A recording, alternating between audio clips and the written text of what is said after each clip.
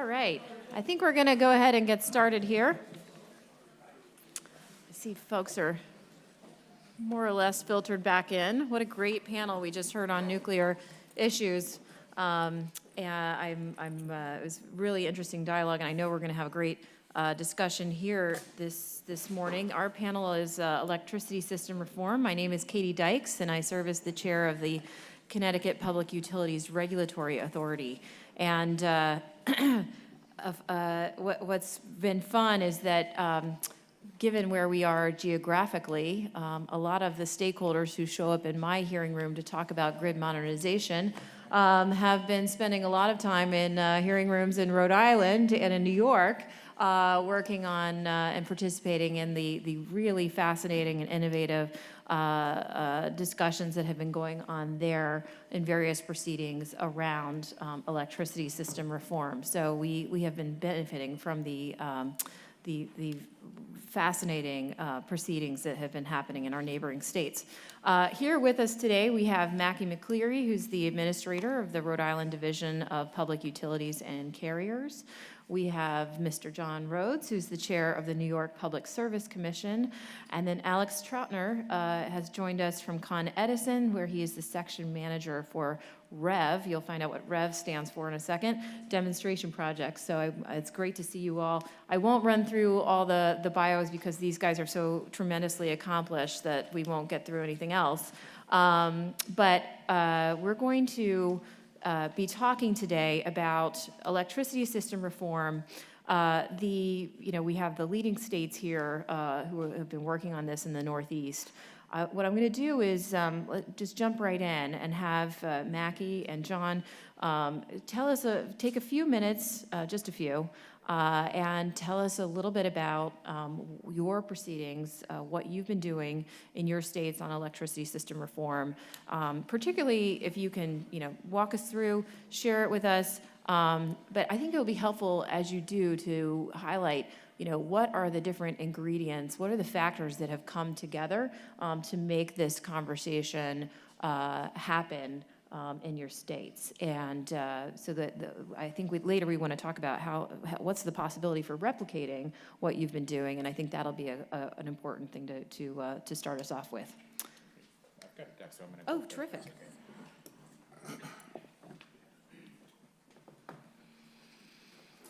Great. Can everyone hear me? Hi, I'm Macky. I recognize some of the faces in the audience. So I'm going to walk you through a quick discussion of the Rhode Island power sector transformation, which is what we call our proceeding.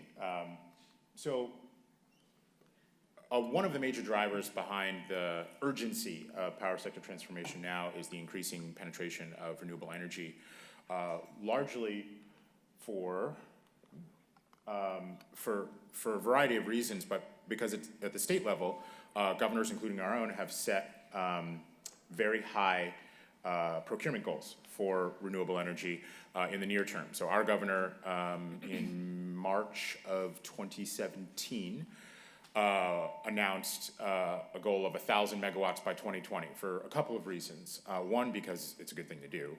Two, because of the expiring investment tax credit, there is a period over the next few years in which there's an extraordinary amount of money seeking projects to deliver at low prices. So it's good for ratepayers. Even outside of that, you see that the unsubsidized levelized cost of solar and other renewables is going down to the point where it's going to be, and I actually think part of the discussion, I missed most of the previous discussion, but I know that many of the other generators, whether they be natural gas or nuclear, look at charts like this and it terrifies them. At the end of the day, it's very difficult to beat someone who doesn't pay for fuel. And so that's solar. This is wind. You guys have probably seen these before. These are both charts. Gosh, what study is this from? I think this is from not Barclays, one of the investment bank studies. I can't remember now. So what do we need to do to the grid in order to make this happen? So I think that many of you probably know this, but it's important to understand that the grid as it was designed is not dissimilar from a Model T. It's extremely robust. It's an extraordinary piece of machining and engineering accomplishment, but it is not actually relevant to the modern age. One key question that I often ask myself, and this is in thinking about how we modernize the grid is how many horse and buggy companies became car companies? Does anyone know? No, there's one. I believe it was Daimler-Benz, if I remember correctly. But it's not very easy to do. So the transformation of industries, at the end of the day, industries that have a large amount of assets are difficult to change direction. Think about it as a huge amount of inertia. So going from a one-way kind of move downhill way to move electrons to a two-way grid. So one of the interesting other things around renewable energy penetration is that it occurs both at the edge of the grid and at the transmission level, depending on what the scale of generation is. So the grid needs to go from a situation in which essentially power always flowed downhill from major generating plants to a situation in which it goes bidirectionally. That's difficult in its current setup. So what are the other benefits to modernizing the grid? Number one, as we increasingly penetrate the information economy into the grid, it gives customers more energy choices, whether it's that they want to buy 100% renewable energy, whether they want to produce energy or store energy on site, and enjoy other creative services solutions. It builds a flexible grid in order to integrate more clean energy, both at the grid scale and at the home level. I do think that it's not quite certain yet where the real boost is going to come from. The decreasing price in panels has given utility scale solar quite a bit of an advantage. You see offshore wind price coming down, but I also think that it's likely that in the near term that the overall price of distributed solar is going to go down quite a bit. So it'll be interesting to see what happens. So we have to make it possible for the landscape to change in order to make that happen, and then control the long-term cost of the electric system. So one of the other benefits of having that distributed capability, bidirectional capability, is the ability to use modern information systems to help control the cost of the grid. So to be able to shave peak using storage, to be able to use mobile storage and EVs and two-way charging. We want to make sure that we create a landscape for the beautifully unexpected to occur. So what does the modern grid have? It's awesome, basically, is the takeaway. It's more resilient, more reliable. It has better security. It has additional affordability, superior flexibility, and increased sustainability. The challenge with all of these things is not how good the end state is, but how do you get from where we are to there? That is the challenge. We've got a concretized existing system. The great thing is that almost all of the technology exists. This is not a situation in which we are waiting for someone to come up with new technology. This is a question of deployment. So whether it's energy storage at the grid scale or in mobile, advanced metering, big data, Internet of Things, time-varying rates, distributed, all of these things have been around for, in some cases, as much as a decade. It's just a question of how you bring them to scale at the grid level in a way that does not harm ratepayers. So in Rhode Island, we developed something called the Power Sector Transformation as part of a NGA grant that we got, which we started in February of 2017. We ran an open stakeholder process starting in February and running through November, focused on 4 work streams: the utility business model, so how do you pay the utility in new ways in order to encourage the adoption of a modern grid; distribution system planning, what kinds of information needs to be available to third parties, and how do you plan distribution assets such that new assets like large pieces of storage or grid scale solar are easier to attach to the grid. Grid connectivity and functionality, that's basically advanced metering and the networks over which it goes. One of the interesting things I always like to talk about is that one of the other things about the modern grid is that it's a situation where instead of just thinking about electrons, we also have to think about photons too. And that means information as well as electricity passing over conduits. And the relationship between those two things is actually where what I would say a lot of the money is in this project. And then beneficial electrification, transportation, and heating. We had a series of public stakeholder events undocketed. So this is actually one thing that I'd like to stress, and it is valuable. We found it to be very valuable to have an undocketed proceeding that allowed the commissioners, the PUC commissioners, to listen to the proceeding, but actually created a much lower threshold of entrance for stakeholders over the course of our 9-month proceeding, and after which we synthesized about a 90-page report called the Power Sector Transformation Report. So the key takeaways from that report, and I'm not going to get into a lot of detail because we're in the middle of a rate case right now, which is actually the venue for the implementation of a lot of these things. But if you take a look at the report, there are several kind of main themes that you'll see in terms of what we're doing in terms of market design. Pay for performance and value for money. So rather than paying simply for electrons, you pay for services and outcomes that benefit ratepayers. Focus on the core. Utilities are not telecommunications companies. So as we modernize the grid, especially for our restructured utilities, I think it's a little different story for the vertically integrated utilities. Our assessment of our main utility is that you're probably not going to be Verizon anytime soon, so you should partner with someone in order to figure out how to do some of these services. And that's what we mean by with whom do you ally. There's money in the banana stand. What I mean by that is that there's a lot of value hidden in some of these capabilities. So in particular around the idea of communications networks, sharing communications networks across types of infrastructure. So each type of infrastructure, all of which we regulate, needs a communications network. If you build an electricity communications network, a water communications network, and a gas communications network separately, you're going to end up paying 3 times for the same thing. So how can you extract value from a single backbone in a way that benefits ratepayers?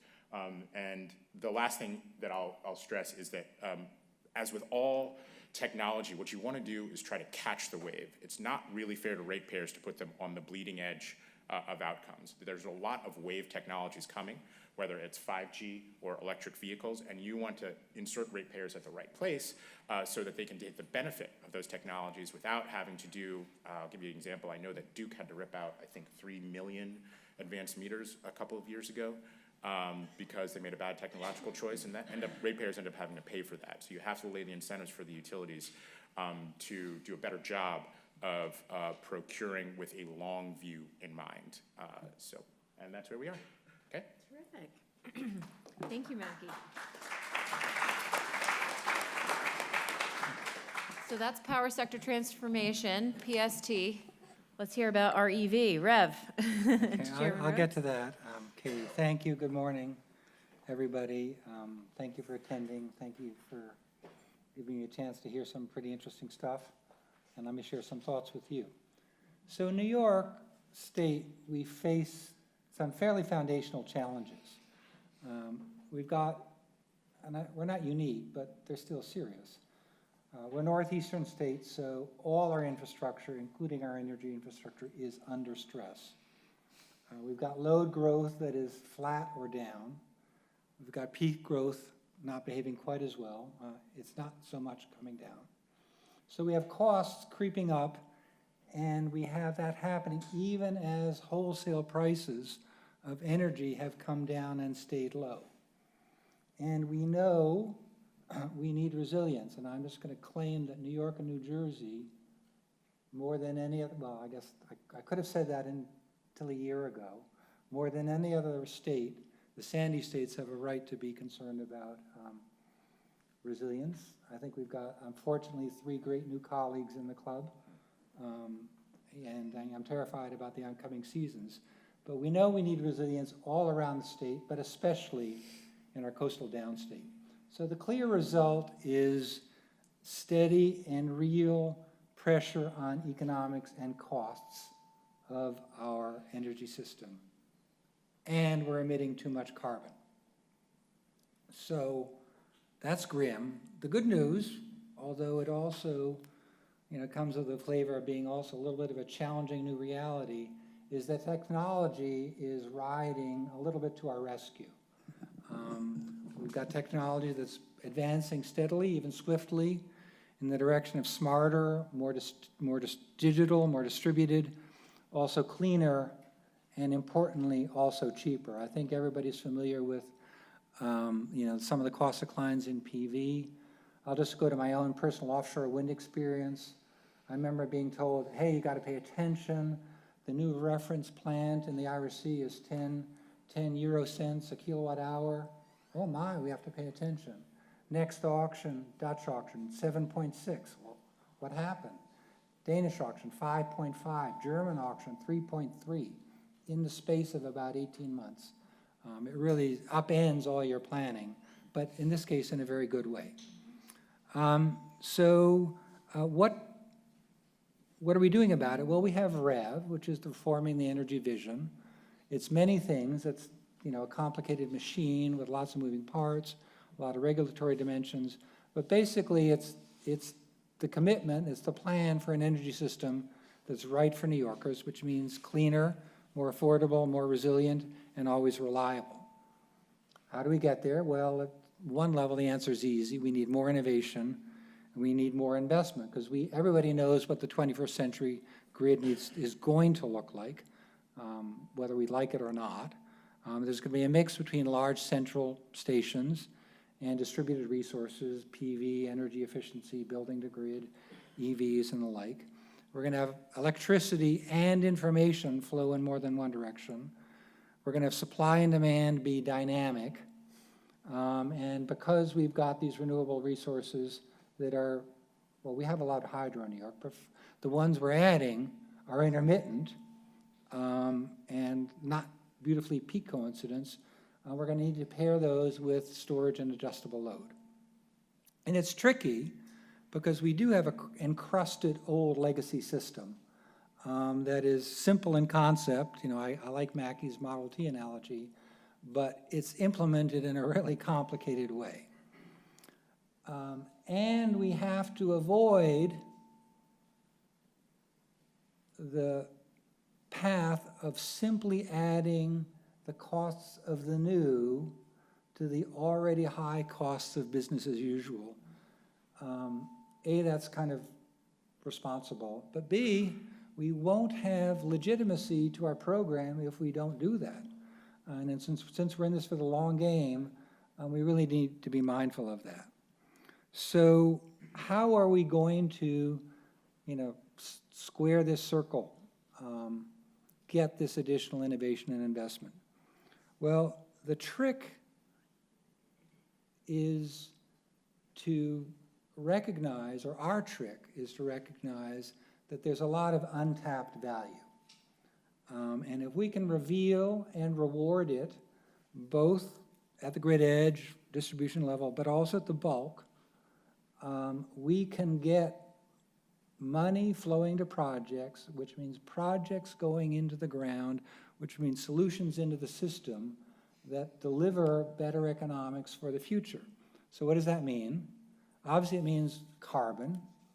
We've signed up for the social cost of carbon as promulgated by the Obama EPA.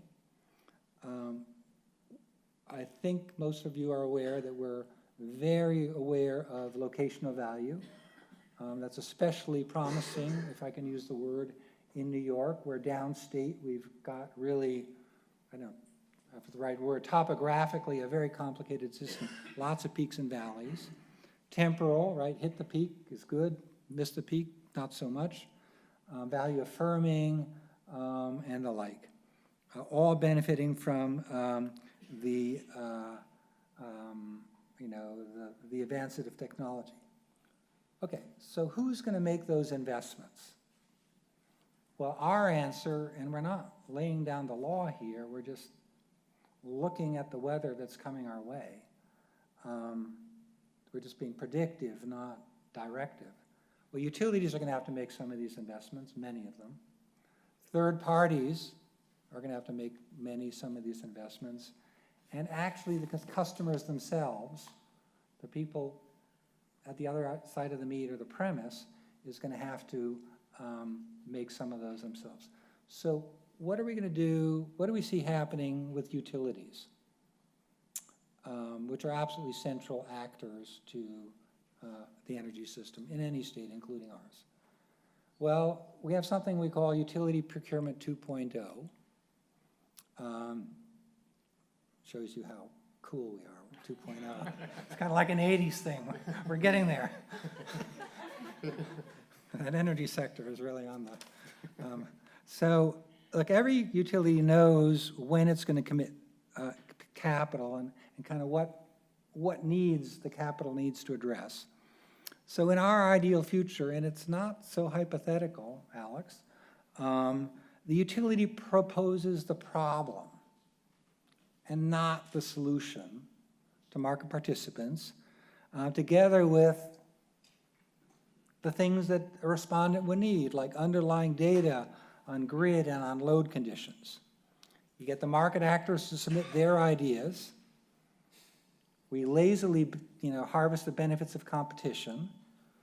The utility and the regulator in, an oversight role evaluate the alternatives, and we get the cheapest solution, and often, and especially downstate, but not only, the cheapest solution that comes forward will be not a business as usual solution, not a substation, not a bunch of copper. And where there is a savings versus business as usual, the utility will get a share of the savings. That sounds smart. I don't know how many of you realize that it's quite a departure, where today the way a utility does its job for a shareholder is it invests as much capital as it can. And so you have capacity utilization of our distribution utilities, I don't know, in the 40s on Long Island, creeping up to the 50s statewide. I mean, a baker wouldn't say, oh, my oven is 50% utilized, I better buy another one, right? I mean, no other industry does this. And it's not that the utilities are wrong-headed, it's we've been asking them to do wrong-headed things. And we're with the utility procurement 2.0, we're asking them to do more right-headed things. We're moving as strongly as we can, although in a measured way, to what we call our version of performance-based compensation, which is earnings adjustment mechanisms, where we define outcomes. You should achieve this, reliability, peak reduction, whatever it is, energy efficiency attainment. Provide scope for excess returns to the utility if they hit those outcomes. The utility now is in a position to take advantage of its knowledge of the networks, of the operations of its customers, and deploy investments in a way that only it has the knowledge to do in order to get this stuff done. And when these investments, it will be for stuff that we like. It will be distributed, it will be smart, it will be clean, it will be enabling of what we want. We know we need to have third parties in the game. We know that they need to be in direct relationship with customers. Sometimes it's going to be the customers themselves that decide. We just heard about the not so fanciful idea of a modular nuclear reactor at a steel plant. We don't have any steel plants, large ones left in the state, but that kind of model, that would be very interesting. And we need to remove the impediments, and there's a lot of friction in the system in terms of what we call soft costs. You want to do a solar project? I don't know what the soft costs are today, probably 60% of a project, 70% of a project. The module's cheap. The installed watt on the roof is not that cheap. Financeability, because these are all assets that pay a lot of money now, get benefit over time. Those cry out for financing. That's just an economic truism. Availability of data, confusing, absent standards, and the like. And we know that we're asking everybody to kind of wander into a more complicated future, much more coexistence. The utilities are really at heart regulated monopoly entities, and they're going to be playing in sectors where they're not monopolies anymore. It's going to get complicated, and the resources are going to be complicated because it won't be automatically resources under control of someone in a utility control room, which is what's familiar and has worked to date, but is not feasible in the distributed future. And we know in all this we need to put customers first, not at the expense of the other parties, the utility or the third party, but just recognizing that if we don't put them first in the long term, the other guys don't matter because there won't be a business for those folks, those other parties to invest in. So that's what we're doing. We're preserving the core principles that a regulator is charged with, right? Just and reasonable rates, best cost for customers. But we're taking new tools out of the bag and kind of making them up as we go, these tools, by which we implement those principles. And they have to be new. It's a long-term agenda.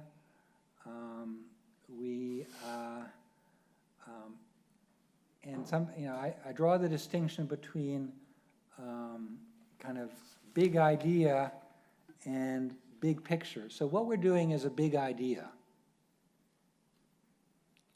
But big picture means I'll stay lofty, conceptual, and it's, if I'll leave the implementation to you, and if it doesn't work, I did my bit and you failed. We can't be big picture about this. There's, I don't know, 20 million things that have to go right for this thing to work in New York, literally. And so it's not a big picture job. So we have to be cautious as well as being bold. We have to be gradualist. We got room for many partners in this work. We got a role for all sectors. And we think we're doing groundbreaking work in New York. I just have to report it's a very cool thing that whenever we look up from our work and look at what our colleague states and provinces are doing, that we're not alone. So we want to import everything we can from other places. And for those of you in the room who are young, come work in New York. we could put your talents to use. Thank you. Terrific. I was just thinking, a couple of years ago, you would go to a conference like this and you'd hear a panel on this topic that would be under the theme of, the question of the utility death spiral. And there was this general sort of panic on the conference circuit about how the falling cost of distributed solar and other distributed resources was eroding all the utility revenues, and what were they going to do? And now we talk about this in a different way from the standpoint of the opportunity that this presents to the utility. And I think you've heard the vision in Rhode Island and in New York. We have Alex here who works at Con Edison. So Alex, interested to hear, I know you've been involved in pilot projects that Con Ed has been launching, but at a utility that is operating in New York, part of this REV process, how does this opportunity look to you and to your company, and what, it's exciting to hear about the projects you're doing, but also how you sell this with your management, how your management is reacting to the new sort of framework that regulators are trying to put together to change the death spiral into an opportunity.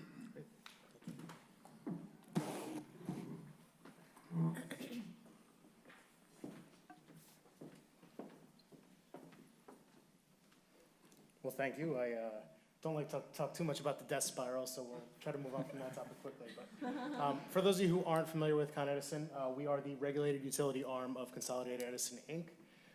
We have over 10 million people that we serve in our service territory, which is about 3.2 million customers.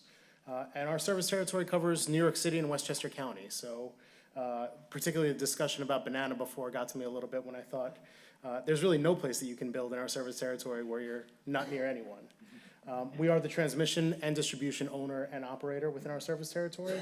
And our historical peak demand was in excess of 13,000 megawatts, and that was in 2013. And we have seen over the past few years that decline that we were talking about in that peak load. So when we look at REV, we do look at it as an opportunity and working with our regulators to find out how we can enact the things that are part of that big vision.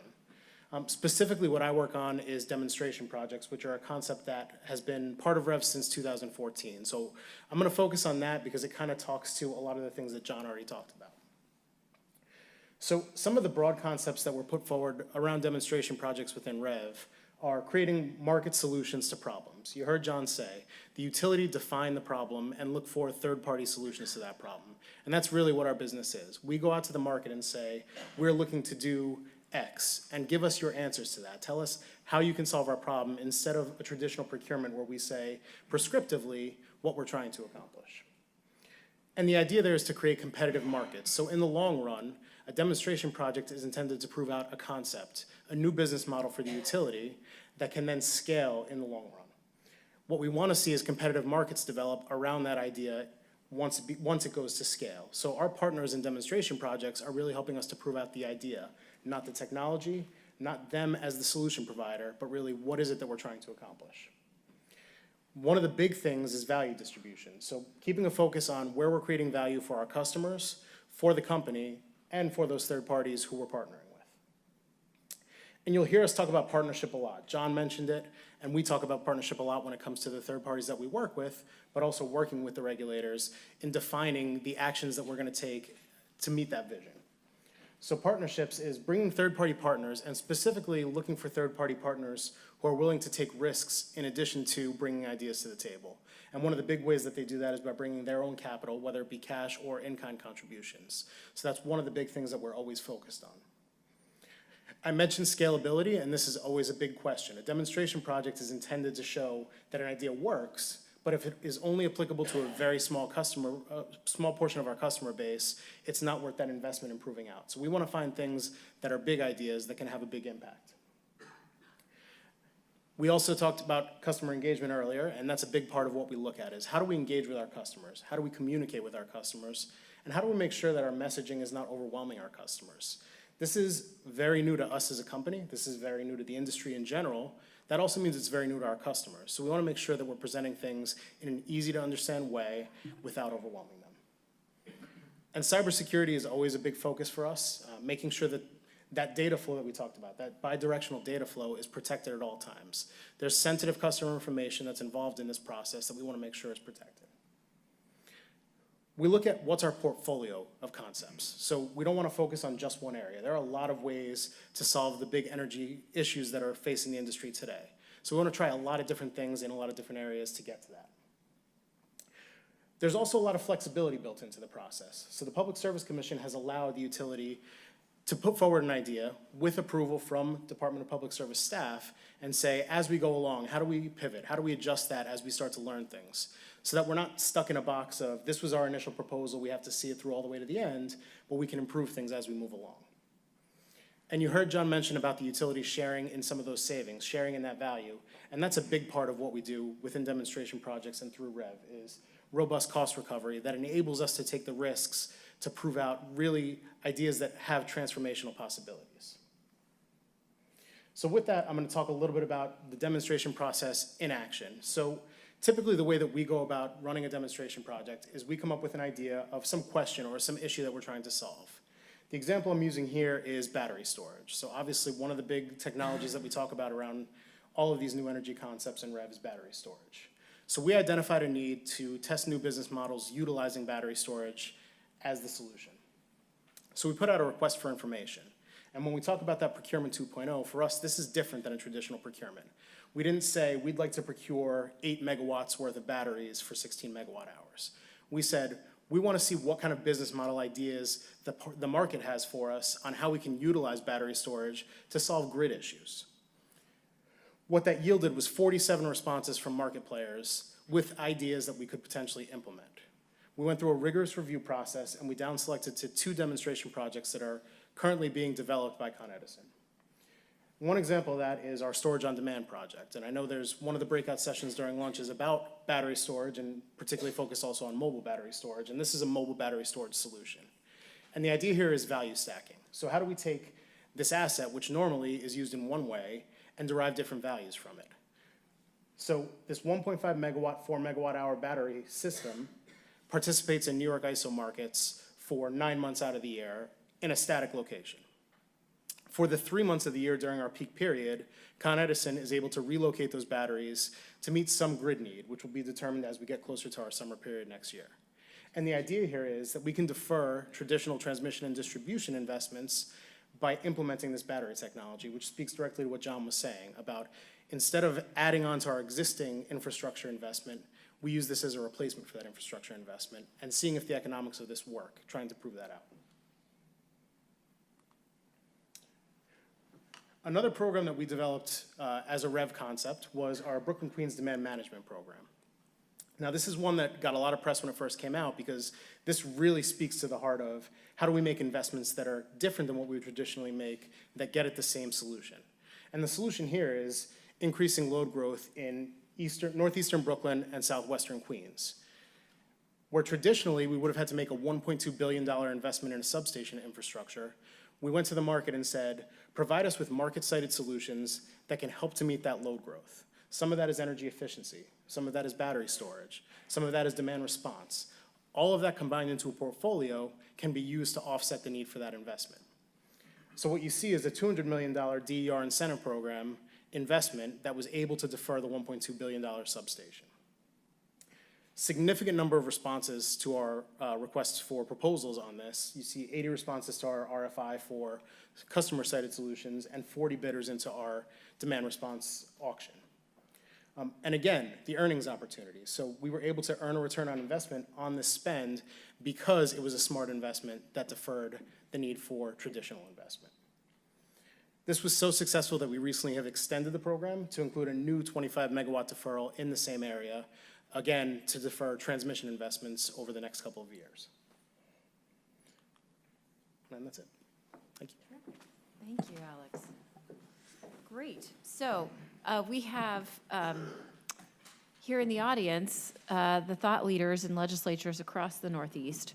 And so I wanted to sort of get your views for the panelists on what are things that legislators can do, can enact, that will help to create a framework where these types of utility and electric system reforms can happen. The obvious one, of course, being confirming extremely talented utility regulators, such as the folks to my right, and appropriating dollars for them to have all the staff and consultants that they need to do the work.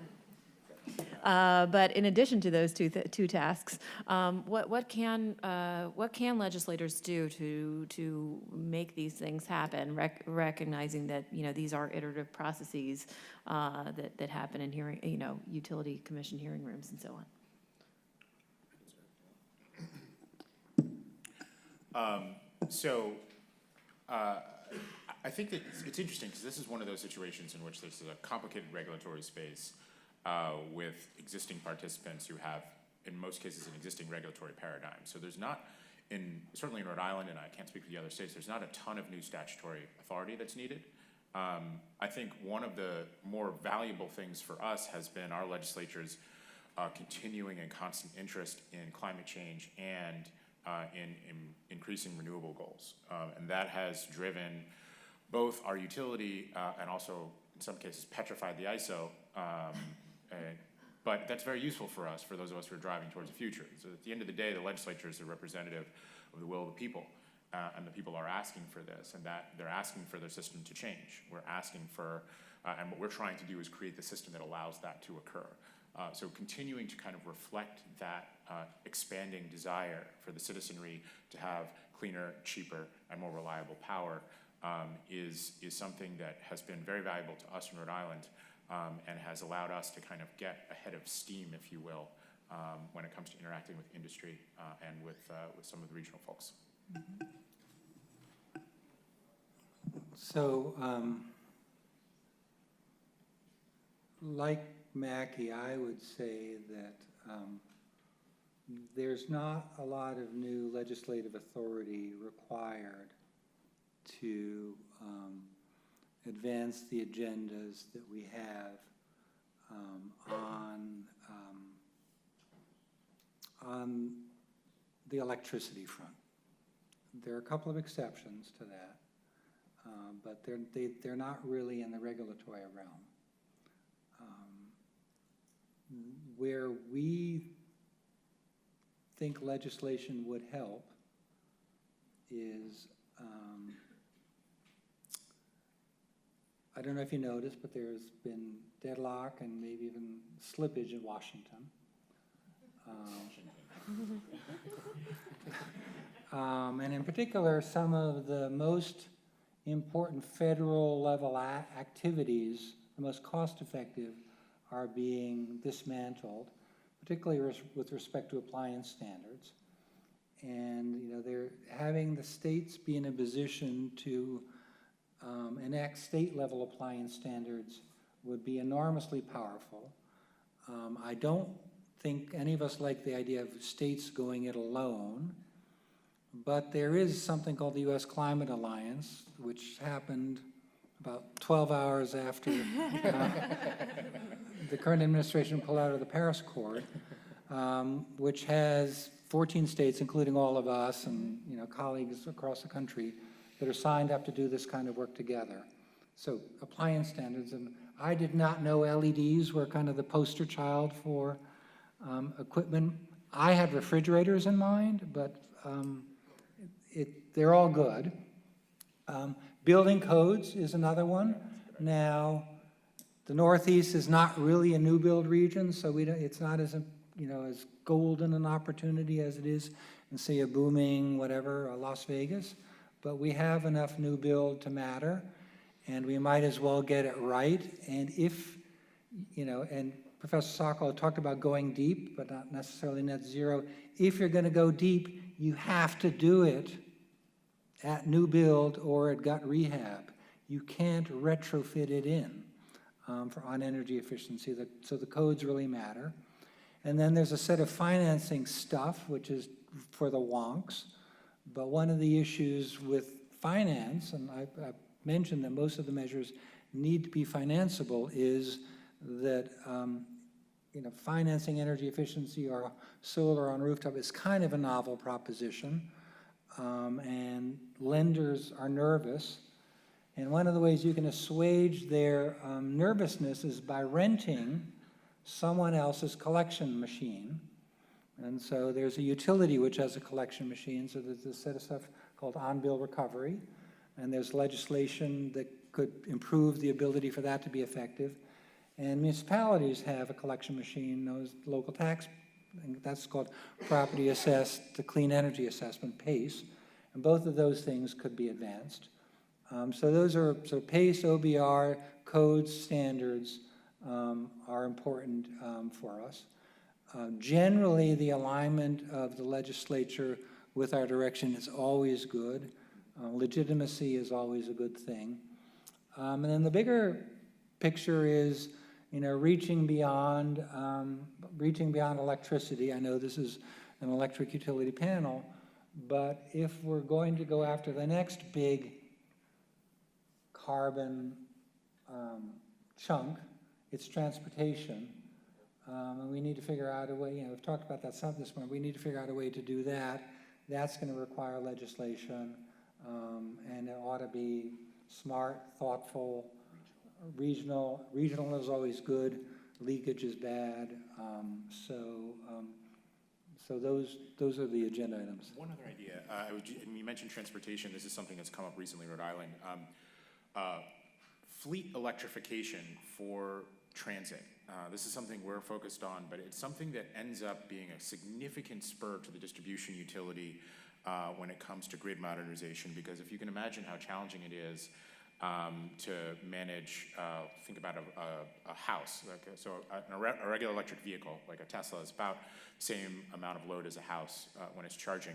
A bus is a lot more, and if you can imagine charging 300 or 400 buses at the same time, that will spur a lot of thinking, both at the utility and the transit authority, about how the infrastructure systems need to be remade in order to make that possible. And so that's a relatively narrow funding, capital funding request in a somewhat orthogonal space that actually has significant benefit and also some risk to the utilities and regulators. That's terrific. Great. Well, I have one more question, then we're going to open it up to the audience in case I know you all have questions for these guys. You know, Alex, I'm interested in or for all of you, because you're now, you know, several years in. I think of this as a very new endeavor, but it's really not.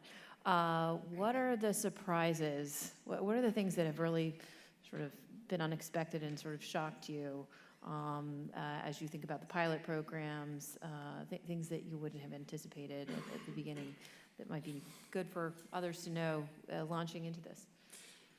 I think one of the biggest things for us has been the information gap. When we look at customers and we talk to customers, we start to learn all the things that we're not necessarily communicating in the best way to them, and that they need to know to really take part in some of these things. So apropos of that, someone sent me an article this morning. It was an opinion piece out of Staten Island about, why is Con Edison judging me on my energy usage? Well, what it was a home energy report, which is ubiquitous in the industry, and it basically tells you how energy efficient you are compared to your neighbors. And the fundamental point of the writer was, why does Con Edison care, or why would they want me to use less power?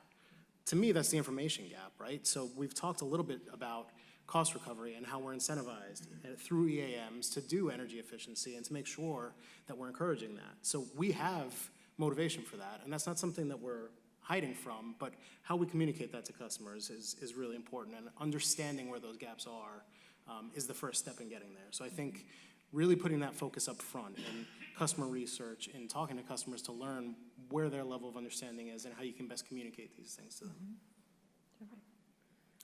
So I'd say there's one big surprise and one non-surprising downer.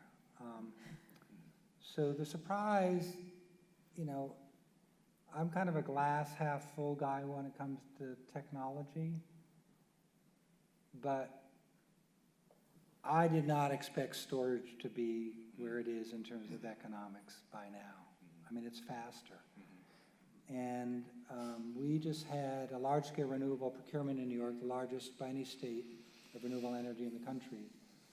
And we had utility-scale solar show up in New York. And that was years ahead of when I would have predicted it. And win in the reverse auction. So there are other technologies that are, under delivering versus hope, but there's more good news than bad, and in a very kind of good, unsettling way.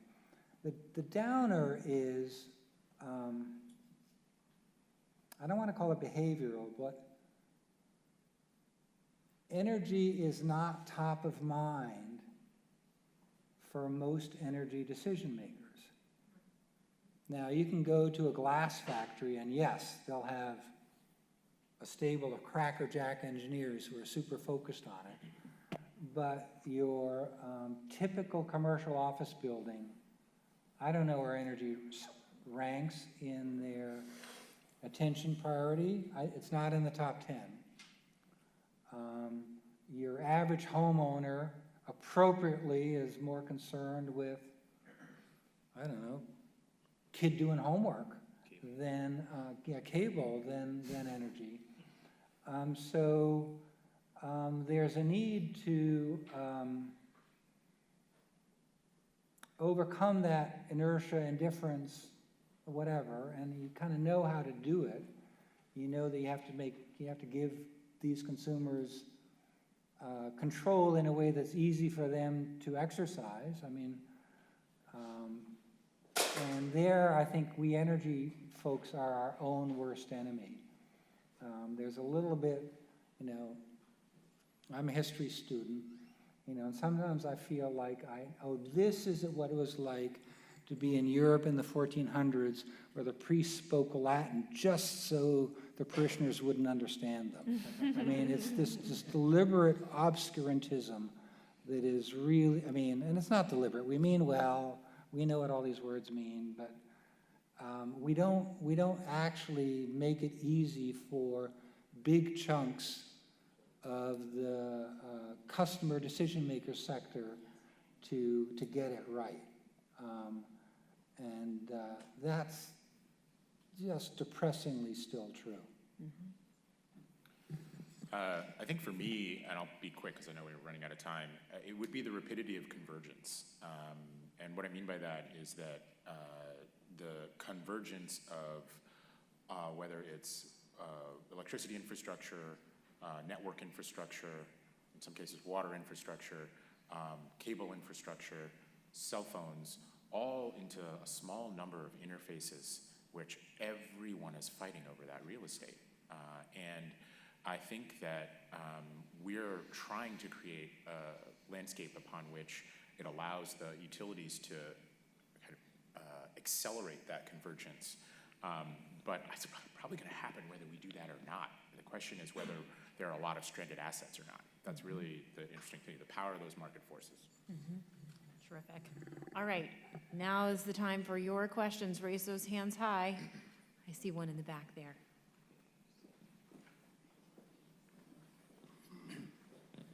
Hi, so talking about convergence of interfaces, and we talked about giving customers more information about their own load profile. We talked earlier today about the benefits of peak shaving and shifting the load at different times of day. That would require different kinds of pricing structures. And all of that would be predicated, I think, on deployment of smarter electric meters on a broad basis to customers of all kinds. So I wonder if you could just talk about deployment of smart meters and obstacles to that. You hear a lot of cost estimates for that are very high. Are there different approaches that could be taken to make that more cost effective and to happen on sooner rather than later? So I can give you Rhode Island's quick perspective. So cost is particularly an issue for us because we don't have a huge rate base compared to some of the other folks. What we have focused on in terms of ways to minimize that cost are, number one, we happen to get really lucky because we are running into obsolescence. So almost all of our meters are going to be obsolete within the next 3 to 4 years. So we have a natural replacement coming on, so the switching costs aren't very high. Number two, I mentioned before this sharing is caring concept. So whether it's network infrastructure or other components of that meter, a meter is not just a box. It's a set of sensors, but it's an entire system that includes software. So if you actually make the problem bigger, you actually spread the cost across a larger number of participants, and so it can reduce the cost for electricity ratepayers if you bring other ratepayers in, or even if you bring potentially bandwidth consumers in as part of the larger implementation. So that's something that we've been working on. Yeah, I think, well, we have a larger state, we have a larger rate base, but we still have the same cost sensitivity. I think that, I think the communications backbone doesn't need to be custom purpose-built just for AMI kind of investment. I think it can be shared the way Macky's talking about. New York is a latecomer to AMI. The only utility that's really, at this point, rolling out AMI on a large scale is Con Ed. You're in year 2 of the rollout. The other states are, so late is good when it comes to cost effectiveness.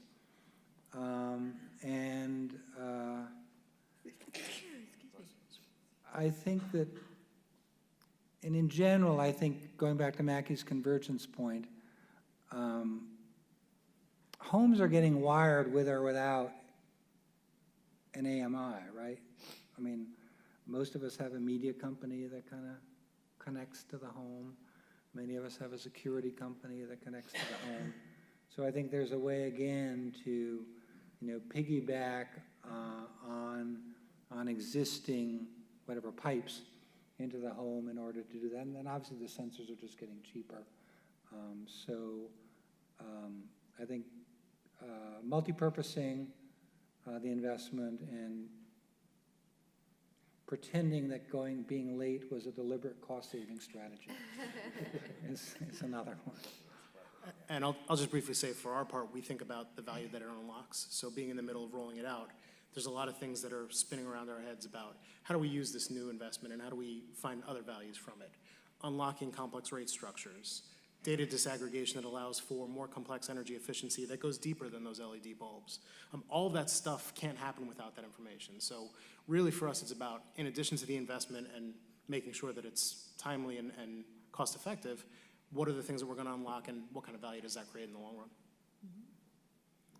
We had another, there we go.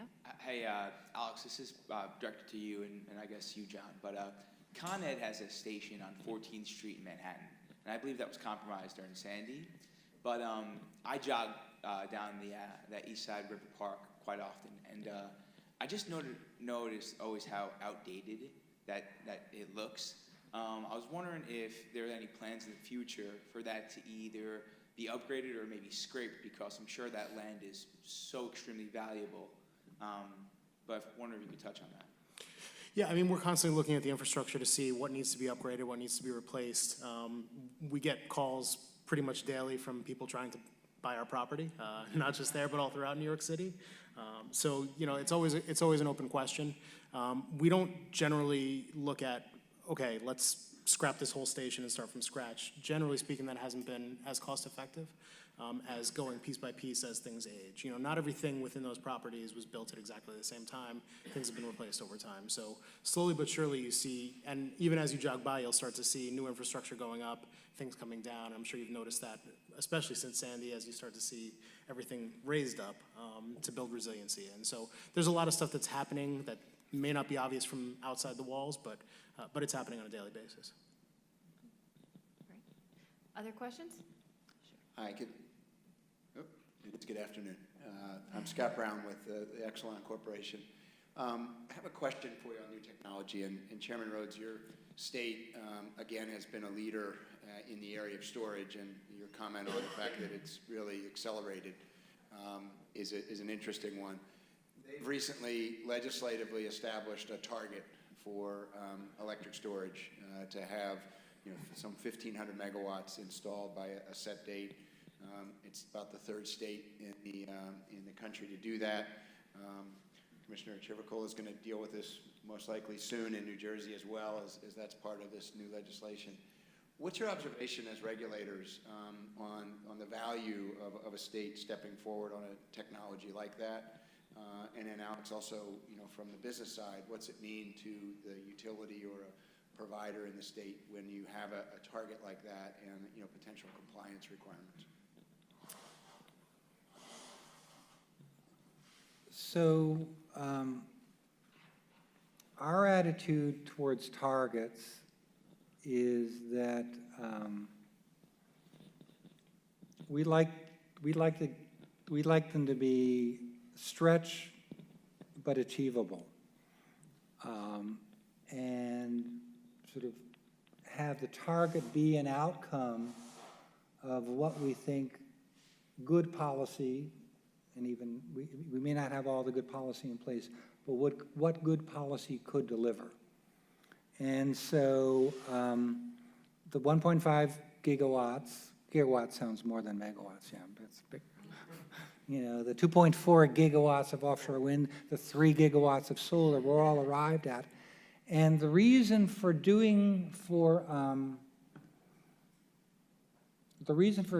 putting those out there with a date certain is basically to mobilize the market. It's just simply the case that the minute you tell the industry that there will be a market here, they show up. And they invest in their business systems, they invest in their sales force.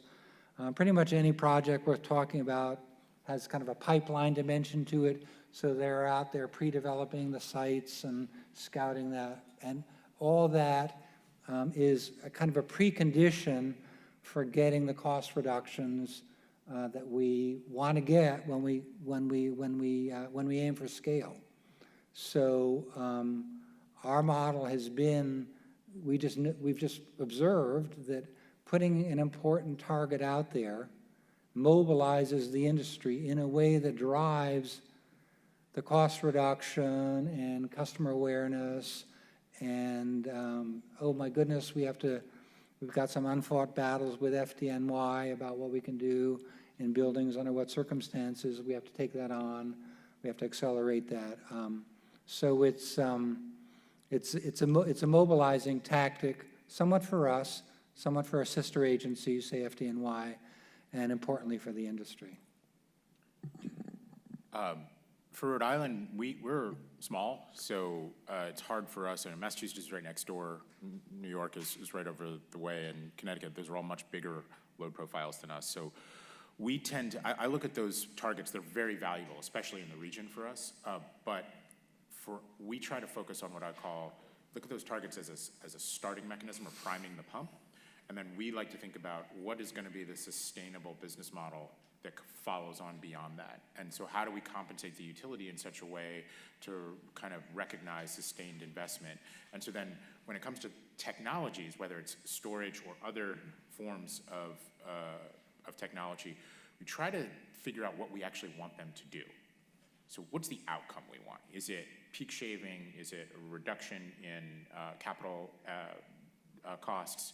What is the thing? And then incentivize the outcome there as part of our performance-based regulation design, so that you would get a certain number of bips for a capability, and you could use storage to deliver that capability, or you could use some new capability that we're not aware of, but trying to figure out how we can work with National Grid to lay that kind of market foundation for sustained innovation, because it's kind of hard for us to be big enough to drive a significant market response. Rhode Island's just too small. Yeah, and for our part, I think, to reference how John referred to goals, having them stretch we're okay with, provided that there is performance-based compensation for that, right? How do we meet those stretch goals? But achievable is the basis of it. It has to be achievable for us. And if it's not, we have to be able to come to the table. And that's one of the things that I think that's really happening with these goals is bringing the utilities to the table with the regulators, with all the interested parties to say, okay, how do we make this really come into action? Making sure that those challenges that John referenced, dealing with local agencies, dealing with permitting, zoning, those kind of things. All that stuff that we're bringing the full force of all of the interested parties to bear, and we're not kind of going it alone. And that's really what the target has kind of done is, now everyone's coming to the table saying, how do we get together and make sure that we can solve some of these issues to really make it happen? Yeah, storage is such a fascinating one as we've looked at it in Connecticut, because there are so many different things that it can do. There are so many different potential revenue streams that the storage owner can get depending on which of those benefits they're actually providing. And so when we think about our utilities, for example, acquiring and owning and operating the storage system, are we, asking them to dispatch, the battery in a way that's trying to achieve carbon goals? Are we having them operate this like generation, maximize the revenue they're getting from an ISO market? By the way, we told them to get out of the generation business.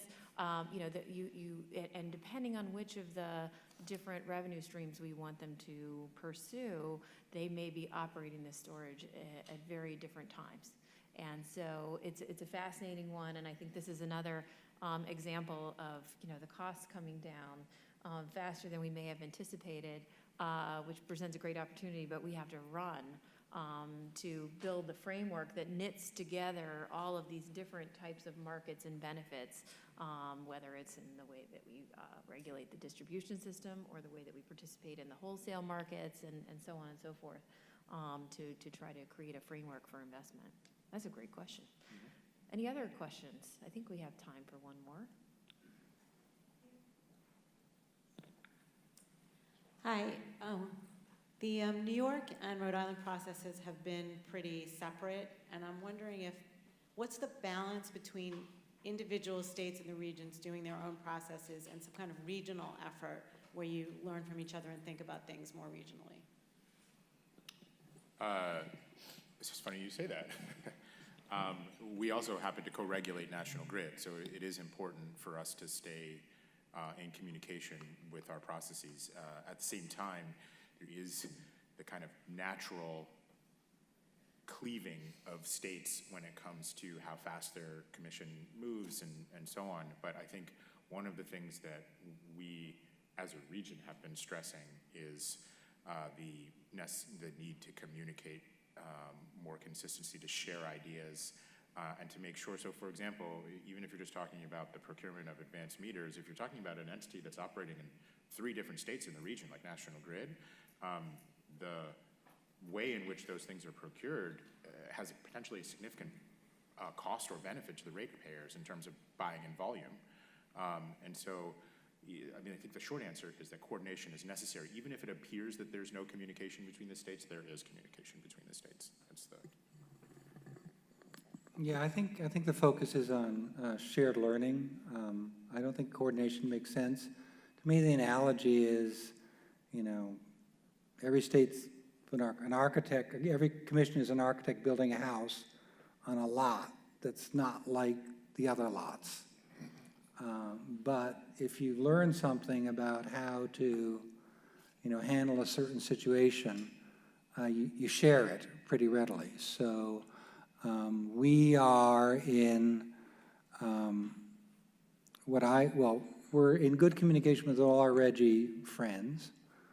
We're in new communication with our New Jersey friends, and we're in steady communication with, I'm going to leave some great partners out, but California, Minnesota, Oregon, Washington, about how are you handling this, what do you do, and sometimes it's, how are you handling, it's technical, how are you handling, earnings adjustment mechanisms, and setting the metrics, and sometimes it's almost political. How are you handling the push for EV charging station preferential location in environmental justice communities? And well, this worked, and this was good, and this was a good outcome. Oh, that's great, that's helpful, that kind of thing. Yeah, I'd say for us, it's also about information sharing. So we're in constant communication with utilities from around the country, not just in the region. As we share those ideas, our ideas get better, their ideas get better. John referenced EV charging. We talk a lot to the California utilities about that because it's such a huge focus for them right now. Solar plus storage, another focus for us. We're talking to a lot of utilities in the Southwest about that. So sharing those ideas helps to push our ideas forward as well. I'll just add to, one of the things that we have not done enough, I think, is try to work together to request or to make our solution needs known to technology innovators. I think those are the folks that I have the hardest time getting into our processes because they are busy innovating and maybe not hiring a whole stable of regulatory people. But I think that is something that we really should be doing more, is coming together, and there's no reason we can't, coming together as a region or a set of states to put out, here are some requirements that would be transformational for us. I think of air source heat pumps, for example, in New England, very critical for us to decarbonize heating and cooling. But right now, the technology is getting better for working in our cold climates, but to integrate, demand response type technologies into air source heat pumps is going to make a huge difference in terms of the measurement and verification of that decarbonization, to be able to develop things like thermal RECs and that sort of stuff. And, but trying to get those manufacturers to come to, multiple different state proceedings that may be happening. How do we get their attention, or get the attention of folks, the investors, who are thinking about which companies to invest in and to move forward? I think that's been a missing link in my view that we should be solving. Yeah, we have like 5 seconds, but go ahead. Unless Rhona tells me we should save it for the break. There's 2 points I want to make. One is that sophisticated NGOs can be hugely helpful to you on the latter point, just the way Environmental Defense Fund did with FedEx to get, it was FedEx, to get they did a big technology procurement process. They brought in a whole bunch of different ones, and they were actually then able to get much lower emitting vehicles on the road. So think about partnerships that way. The other is, I think in some ways, the most important message of all is how much cheaper things are getting, how much faster. And since we are out of time, I guess there isn't time for you to answer, but my key question would be, how do we megaphone that? Because I think it's important not only for the regulators to understand that, but for the general public to do so. How do we get that message out there, particularly from you guys as the most credible sources of that, because you're the ones who are actually looking at it. You're not the technology proponents. You're not the advocacy groups. You have a unique, I think you can bring a unique credibility to it, and how do you make that as loud as possible? Maybe I'll take it, and then we can go to the breakout. But I think one of the challenges, we are seeing those costs come down.